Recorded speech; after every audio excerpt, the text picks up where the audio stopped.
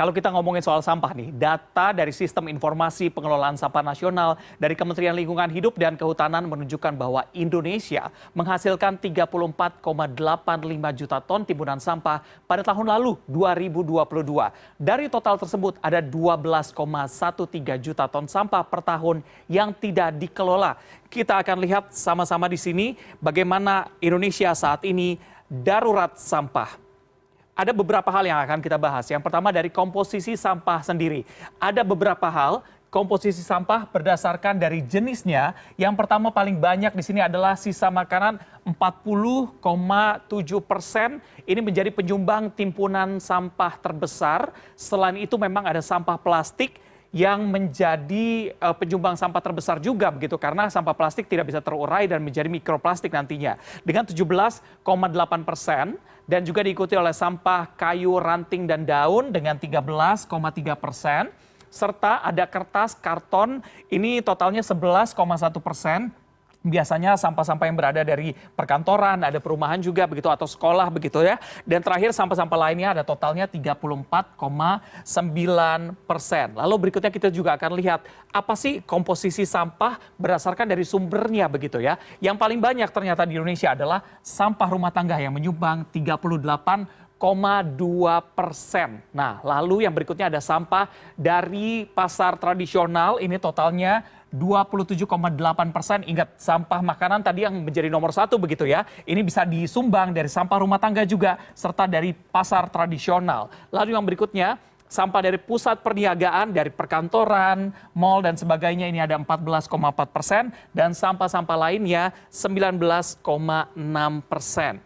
Lalu yang berikutnya adalah, provinsi penghasil timbunan sampah di Indonesia yang paling banyak. Kira-kira di mana? Kita akan lihat satu persatu. Yang terbanyak ternyata berasal dari Jawa Tengah dengan total 5,76 juta ton per bulan. Pada tahun lalu begitu yang kita sudah kumpulkan selama setahun begitu ya. Provinsi Jawa Timur menempati peringkat kedua dengan timbunan sampah nasional yaitu 4,69 juta ton. Lalu berikutnya ada juga Jawa Barat dengan 4,05 juta ton dan DKI Jakarta dengan total 3,11 juta ton. Jadi paling banyak ternyata di Pulau Jawa. Plastik jadi barang yang tak bisa dihilangkan di kehidupan kita sehari-hari. Sayangnya penggunaan plastik yang makin masif tak dibarengi dengan pengelolaan sampah yang bertanggung jawab sehingga plastik berakhir di laut dan mengganggu ekosistem.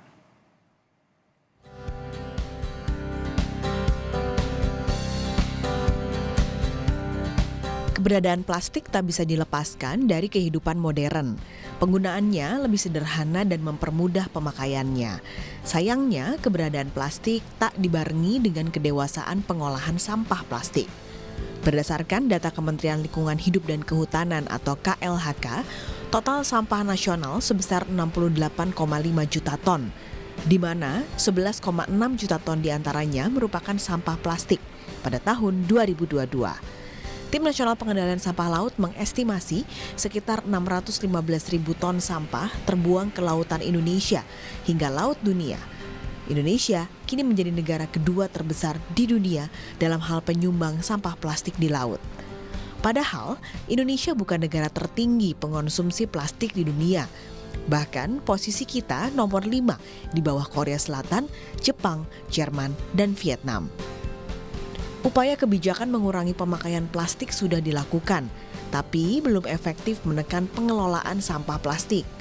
Beberapa gerakan pengolahan plastik juga mulai marak dilakukan masyarakat. Salah satunya adalah 3D Oasis. Namun, kapasitas pengolahan yang mereka lakukan masih sangat sedikit.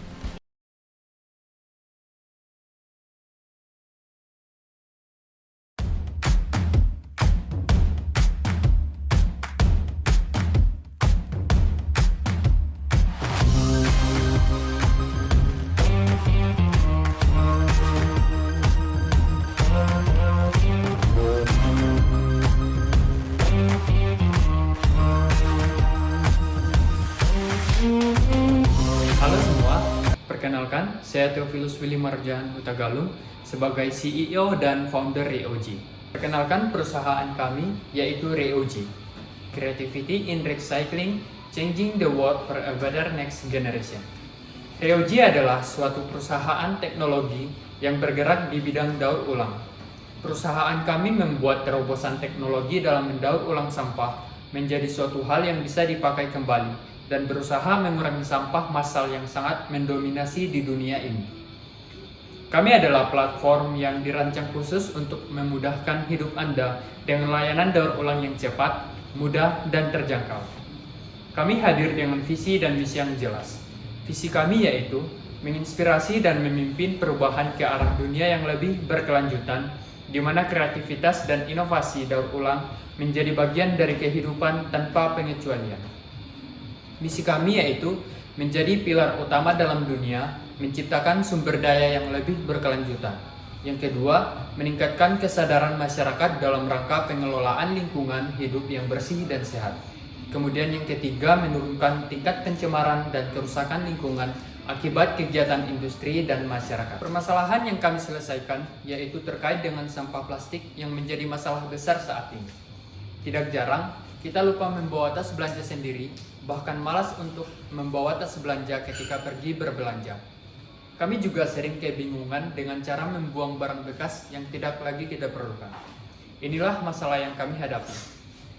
Solusi dari kami yaitu sangat sederhana, dengan meningkatkan layanan daur ulang di seluruh dunia dan menghadirkannya dengan mudah dan terjangkau melalui platform kami. Inilah mengapa kami memulai RIOG. Layanan yang kami buat seperti membuat mesin pengumpulan sampah atau biasa disebut ATM sampah, yang dimana masyarakat dapat membuang sampah pada mesin yang kami buat, dan masyarakat pun mendapatkan insentif dari sampah yang mereka kumpulkan.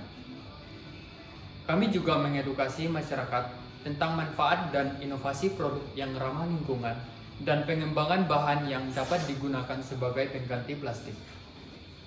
Halo, perkenalkan, nama saya adalah Sandi Widosono Tiranda. Saya sebagai COO dari perusahaan RIOG. Dan tugas saya di RIOG adalah sebagai petugas operasional tertinggi di perusahaan. Saya juga bertanggung jawab atas pelaksanaan strategi yang diterapkan oleh CEO.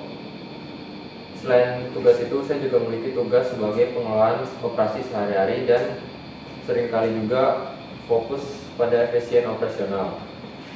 Dan kan juga bertanya-tanya kan, kenapa sih perusahaan RIOG ini harus terjadi sekarang? Itu karena kita berada di tengah-tengah krisis lingkungan global. Maka dari itu, perusahaan kami tidak punya waktu untuk menunggu menyelesaikan masalah ini. Maka dari itu, perusahaan kami bertindak sekarang. Kalian juga udah tahu kan, sampah plastik yang mendominasi lingkungan telah menjadi masalah global yang sangat memprihatinkan. Nah, sebagai tanggapan dari revolusi atas masalah ini, perusahaan RIOG ini berkomitmen untuk menciptakan inovasi teknologi perubahan lingkungan pada dunia yang menjadi lebih baik dan bersih.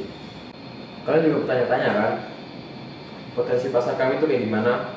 Mau jelasin ya. Dalam dunia ini, lebih dari 7 miliar orang, pasar daur ulang itu sangat besar. Indonesia saja memiliki lebih dari 270 penduduk dan sekitar 200 juta orang berusia kerja, dengan 60 juta diantaranya adalah pekerja formal di Indonesia. Itu aja ya, baru di Indonesia.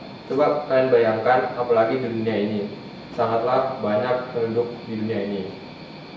Maka dari itu, besar pasar kami adalah di daur ulang sampah di dunia.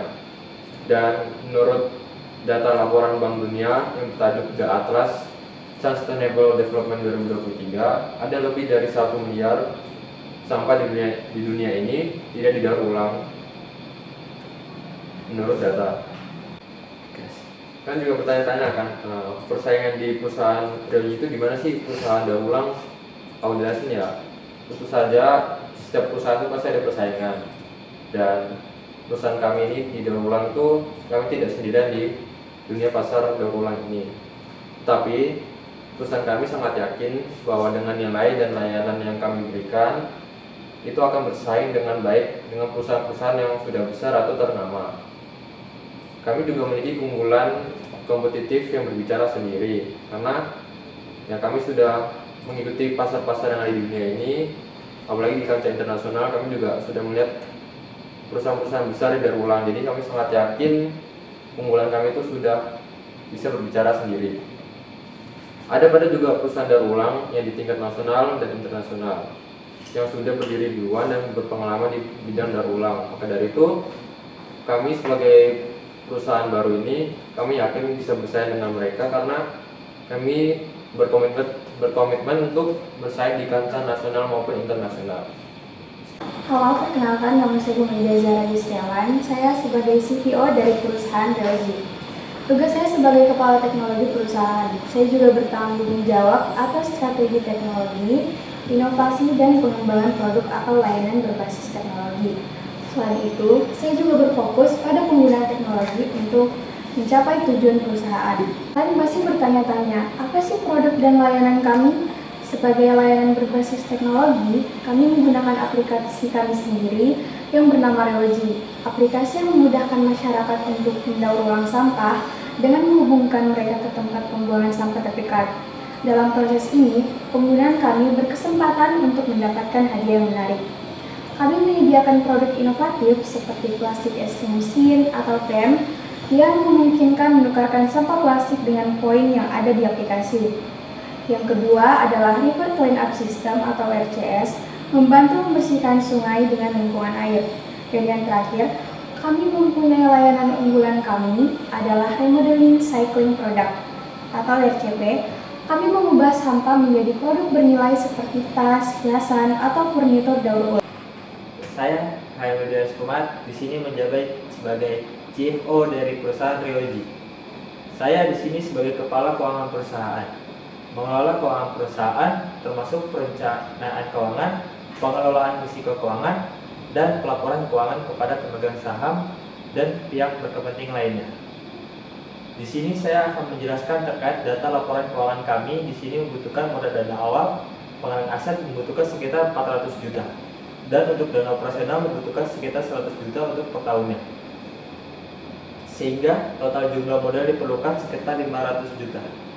Maka langkah selanjutnya adalah saya harus mulai mengumpulkan modal saat ini.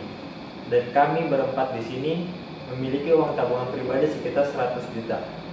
Sehingga kami harus mencari cara bagaimana mendapatkan sisa 400 juta untuk memulai bisnis kami ini. Sehingga kekurangan modal ini saya dapatkan dari beberapa sumber, yaitu yang pertama investor atau lembaga keuangan perbankan venture capital yang bersedia menyetorkan modal sekitar 300 juta yang akan ditukarkan dengan kepemilikan saham dan dividen sekitar 20% untuk laba yang didapatkan. Kemudian, sisa 100 juta kami meminjam kepada bank dengan bunga 7% per tahun. Data finansial tahunan. Pada tahun 2020, tahun ini merupakan tahun di mana perusahaan kami baru mulai terbentuk beroperasi, sehingga hanya menghasilkan pendapatan sekitar 10% dari apa yang sudah kita keluarkan. Pada tahun 2021, di mana tahun ini merupakan tahunnya tahun COVID. Tetapi perusahaan kami mendapatkan keuntungan yang besar karena semakin banyaknya sampah yang ada di dunia ini, sehingga perusahaan kami semakin banyak memproduksi produk dikarenakan permintaan yang makin banyak, sehingga pendapatan mulai naik sekitar 30% dari pada tahun kemarin. Pada tahun 2022 merupakan tahun terbaik kami karena kami bisa mendapatkan hasil pendapatan sekitar 70% karena permintaan menambah naik dan perusahaan kami semakin dikenal oleh banyak orang pada tahun ini. Dan pada tahun 2023, pada tahun ini pendapatan kami mulai stabil dikarenakan kami sudah memiliki nama yang luas dan permintaan tetap masuk kepada kita. Di sini saya akan menampilkan statistik grafik kami yang sudah saya buat untuk data finansial tahunan. Dan untuk setiap produk yang kita akan jual seperti PEM atau plastik exchange mesin, kita akan menjual per itemnya sekitar 50 jutanya per item. Kemudian untuk produk kita RCS atau reverse cleanup system, kami akan menjual sekitar 65 juta untuk per itemnya yang akan dimulai didistribusikan kepada dunia. Jika kalian tertarik dengan produk kita dari perusahaan Relgi, silakan hubungi kontak person yang ada di sini ya. Ryoji merupakan perusahaan daur ulang yang bertujuan menyederhanakan kehidupan dan mengedukasi semua orang dalam upaya kami untuk merawat lingkungan sekitar. Terima kasih telah mendengarkan presentasi kami. Assalamualaikum warahmatullahi wabarakatuh. Shalom. Om Swastiastu. Namo Buddhaya. Salam kebajikan.